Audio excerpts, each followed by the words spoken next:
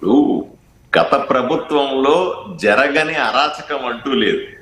అన్ని వ్యవస్థలని నిర్వీర్యం చేసి అందరినీ ఒక పక్క పోలీస్ అయితేనేమి, ఒక పక్క రెవెన్యూ అయితేనేమి, ఒక పక్క ప్రజా వ్యవస్థలు అయితేనేమి, ఇవన్నిటిని నిర్వీర్యం పూర్తిగా చేతిలో పెట్టుకొని అక్రమాలు చేయడం మొదలుపెట్టి 5 సంవత్సరాల పాటు యథేచ్ఛగా తప్పులు చేశారు. వీళ్ళు ఈ పని ఈ తప్పు అది తప్పు అని చెప్పడం లేదు, అన్ని తప్పులే చేశారు, అన్ని దుర్మార్గాలే చేశారు. ఇప్పుడు మనం అధికారంలోకి వచ్చిన తర్వాత 2 సమస్యలు. ఒకటి, వాళ్ళు చేసినట్టు మనం చేయకూడదు అని మనం అనుకోవడం ఒక సమస్య. రెండవది, ఏదైనా చేస్తే కక్ష సాధించే దూరంలో చేస్తున్నామేమో అని వాళ్ళకి సింపతి వస్తుందేమో అని ఇంకొక ఆలోచన. ఈ 2 సమస్యల వల్ల కొట్టుమిట్టాడుతా ఉన్నటువంటి కూటమి ప్రభుత్వాల్లో మనమంతా కూడా ఇప్పుడు నా నియోజకవర్గంలో చూస్తానండి, పొద్దు నుంచి రాసేదాకా వీళ్ళు చేసినటువంటి అన్యాయాలైనా, వీళ్ళు చేసిన దుర్మార్గాలైనా, వీళ్ళు చేసినటువంటి కబ్జాలైనా సరే, వీళ్ళు చేసినటువంటి విచ్చలవిడిగా చేసినటువంటి దోపిడీ అయినా సరే, అంతెందుకు సార్, ఆదోనిలో నేను వచ్చిన దగ్గర నుంచి పోట్లాడుతా ఉన్నా.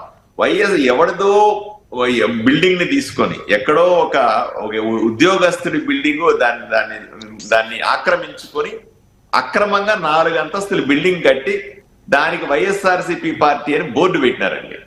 ఇంతకంటే దారుణం రాష్ట్రంలో ఏదన్నా ఉందా అని అడుగుతా ఉన్నా. నేను దాన్ని 3 నెలలుగా పోట్లాడుతా ఉన్నా.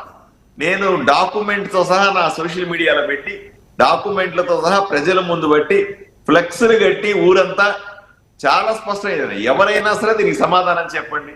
ఇది అక్రమంగా ఆక్రమించుకున్నటువంటి కట్టడం. నేను అది కూడా చెప్పాను, నేను దీన్ని మాది కూల్చే ప్రభుత్వం కాదు, మేము కూల్చాల్సిన అవసరం లేదు, దాన్ని హ్యాండ్ ఓవర్ చేసుకొని సాంఘిక సంక్షేమ బాలికల హాస్టల్ పెడతాను అని చెప్పినాను నేను.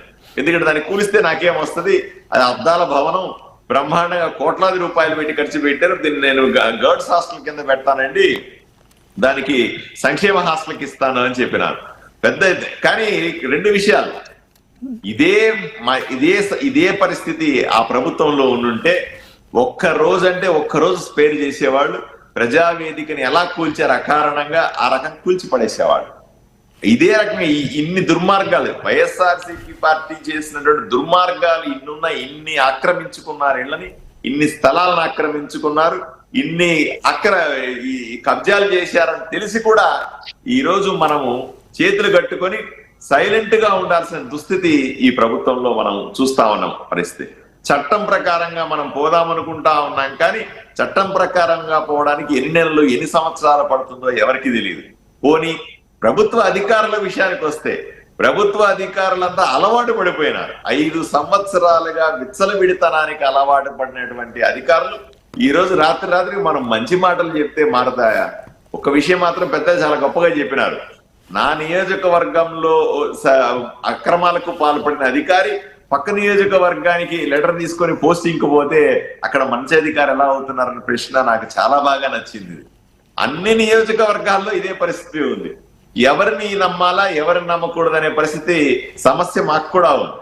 కానీ పోట్లాడుతా ఉన్నాం, ప్రజల ముందు తీసుకెళ్లి ప్రజా కోర్టులో పెడతా ఉన్నాం వీళ్ళు చేసిన అన్యాయాలు. కానీ ప్రజలు ఇది చూస్తా ఉన్నారు, కానీ వాళ్ళకి పరిష్కారం కావాలి కదా, వాళ్ళకు కూడా సమాధానం కావాలి కదా.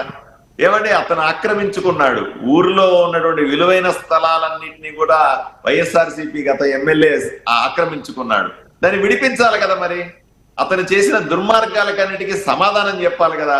పోనీ అన్ని రకాల కక్షపూరితమైనటువంటి కూటమి, తెలుగుదేశం గాని, జనసేన గాని, భారతీయ జనతా పార్టీ కార్యకర్తల మీద కక్షలు గట్టి కేసులు పెట్టారు, వాటిని తీయించాలి కదా. మరి అతని మీద ఇంత దుర్మార్గంగా చేసిన వ్యక్తిని చట్టపరంగా శిక్షిస్తామా, ఇంకో రకంగా ఏదో రకంగా గత వైఎస్ఆర్సీపీలో ఉన్నటువంటి ఎమ్మెల్యేలు శిక్షించాలి కదా.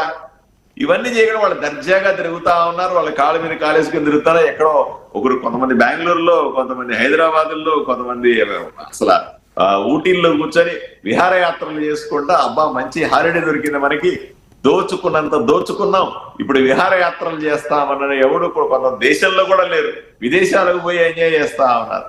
ఇంత కంఫర్టబుల్ పొజిషన్ లో వాళ్ళు వదిలిపెట్టేస్తే ప్రజల ఆక్రోధన, ప్రజలు పడిన బాధ, ప్రజలు సఫరింగ్, వాళ్లకు ఇప్పటికీ న్యాయం జరగకపోవడాన్ని ప్రజలు ఎలా చూస్తారు? దీన్ని పొరపాటున మన చేతగానితనం అనుకుంటారా? ఇది కూడా ఆలోచన చేయాల్సిన అంశం ఉంది. స్వేచ్ఛనివ్వాలి, ఎమ్మెల్యేలకు స్వేచ్ఛనివ్వాలా, అధికారులు సీరియస్ గా పని చేయాలి.